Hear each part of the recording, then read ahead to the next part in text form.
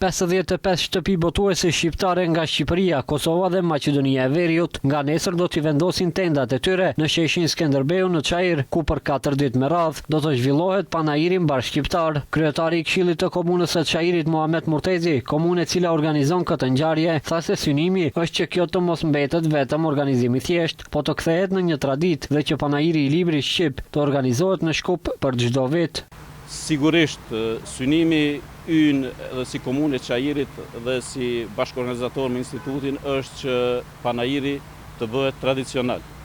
Është hera e parë dhe ne kemi bindje që nuk do të jetë i fundit, por do të merr frymën e një karakteri tradicional. Drejtoresha ekzekutive e Institutit të Librit dhe Promocionit, Irena Toçi, si bashkëorganizator panairin shqiptar në Shkup, e cilësoi si një ngjarje të rëndësishme, tha se në panair do të marrin pjesë shtëpitë më të mëdha botuese ndërshqiptare. Do të zhvillohen gjatë këtij panairi, gjatë 3 ditëve të panairit, shumë aktivitete. Çdo ditë do të ketë në çdo orë nga një aktivitet të ri, duke filluar nga dita e nesërme pas ceremonisë së hapjes që është në orën 11.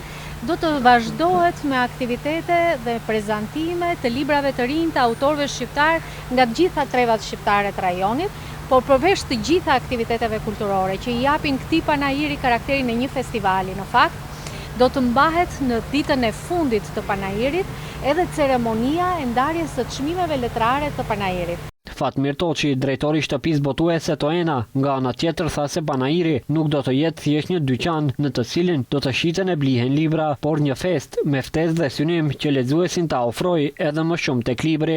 Hera e parë besoj që në Shkup vinë botuesit më spikatur që ka gjithë bota shqiptare dhe për ta kthyer këtu në një fest të librit, në një ftesë për të ofruar tek libri dhe jo siç thuhet nga ana juaj një shitore librash për qitur libra thjesht, por me një program të ngjeshur për të shpalosur para gjithë botës fuqinë e madhe që ka bota shqiptare e librit. Organizatorët njoftuan se pas përfundimit të panairit, shtëpitë botuese që do të marrin pjesë do të dhurojnë libra e tituj të ndryshëm për nevojat e bibliotekave shqipe në Maqedoninë e Veriut. Sipas organizatorëve, kjo ngjarje e fut Shkupin në hartën e organizimit të panaireve shqiptare, njëjtë siç të tillë organizohen në Shqipëri dhe Kosovë.